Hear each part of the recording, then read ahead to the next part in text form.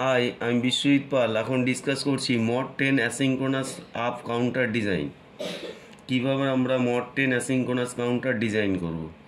এখানে number of state কটা আছে? নাম্বার অফ স্টেট 000 থেকে 0000 থেকে কাউন্ট করবে 9 পর্যন্ত।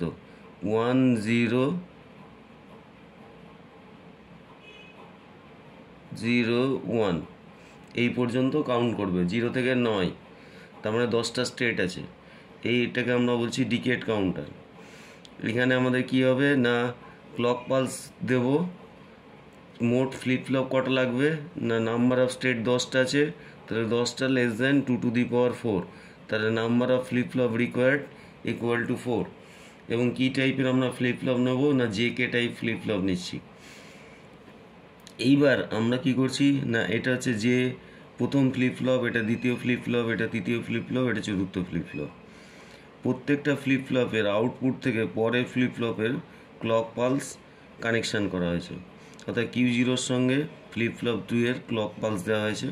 এবং ক্লক পালস দেখতে পাচ্ছি নেগেটিভ স্টিকারিং, অর্থাৎ ক্লক পালস যখন হাই থেকে লোয়ে যাবে তখনই আউটপুট দশার চেঞ্জ হবে। Q1টা কানেক্টেড আছে ফ্লিপ ফ্লপ 3 সঙ্গে এবং Q2টা কানেক্টেড আছে ফ্লিপ ফ্লপ 4 এর সঙ্গে। এবং প্রত্যেকটার জে এবং কেগুলোকে শর্ট করে হাই করে রাখা আছে। J0 K0, J1 K1, J2 K2, J3 K3 এগুলো শর্ট করে সব হাইয়ে রাখা আছে। নেক্সট হচ্ছে, যেহেতু এখানে স্টেট 10টা 1010 যখনই আসবে তখনই কাউন্টারটাকে 0 করে নিতে হবে। তার জন্য এখানে 11 মানে Q3-তে 1 আর Q1-এ 1 যখন আসবে, তার মানে 10 যখন আসবে, তার মানে Q1-এ যখন 1 আর Q3-তে যখন 1 আসবে তখন 1-1-এ এখানে 0 আসবে। এবং প্রত্যেকটা ফ্লিপ ফ্লপের ক্লিয়ার ইনপুটটা অ্যাক্টিভ লো ইনপুট, তাহলে যেই 0 আসবে ক্লিয়ারগুলোতে তখনই প্রত্যেকটা ফ্লিপ ফ্লপ ক্লিয়ার হয়ে যাবে, অর্থাৎ আউটপুটে সব 0 চলে আসবে। তো এখানে আমরা টাইমিং ডায়াগ্রাম মড 10 অ্যাসিঙ্ক্রোনাস কাউন্টারের দেখছি। সেখানে এটা হচ্ছে ক্লক পালস যখন 1 নম্বর ক্লক পালস নামছে অর্থাৎ তখনই ফ্লিপ ফ্লপ 1-এর আউটপুট স্টেট চেঞ্জ হচ্ছে, 0 থেকে 1-এ এলো। যখন আবার পরবর্তী ক্লক পাবে তখন টগল হয়ে 1 থেকে 0-তে আসবে।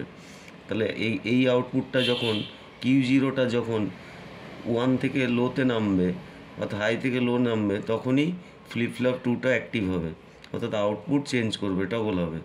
তাহলে এখানে যখন এই Q0-র ক্লিয়ারটা দেওয়া হয়েছে, 10টা ক্লক পালসের পর ক্লিয়ার লো হয়েছে।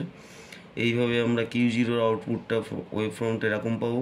Q1-এরটা পাবো হচ্ছে যখন Q0টা লো হচ্ছে তখন এর আউটপুট স্টেটটা চেঞ্জ হবে, তখন এখানে চেঞ্জ হলো, এখানে চেঞ্জ হচ্ছে, এখানে চেঞ্জ হচ্ছে, এখানে চেঞ্জ হচ্ছে, এখানে চেঞ্জ হচ্ছে।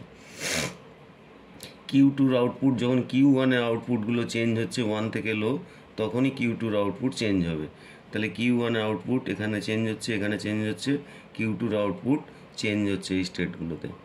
এবং Q3-টার যখন Q2-র আউটপুট 1 থেকে 0 আসবে তখন Q3 তার স্টেটটা চেঞ্জ করবে 0 থেকে 1।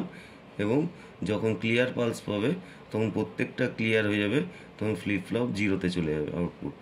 তার মানে এখানে আমরা 0 থেকে 9 পর্যন্ত কাউন্ট করব। যেই 10 অ্যাপিয়ার হবে সঙ্গে সঙ্গে কাউন্টার সার্কিটটা 0000 চলে আসবে, অর্থাৎ 0-তে চলে আসবে। আবার 0 থেকে 1 2 3 4 এইভাবে আপ টু 9 পর্যন্ত কাউন্ট করবে। এটাই হলো অ্যাসিঙ্ক্রোনাস কাউন্টার। কেন অ্যাসিঙ্ক্রোনাস কাউন্টার না, এখানে ফ্লিপ ফ্লপের ক্লক পালসগুলো যেখানে খুশি মানে একটা নির্দিষ্ট নিয়ম অনুযায়ী যে কোনো জায়গা থেকে নেওয়া হচ্ছে।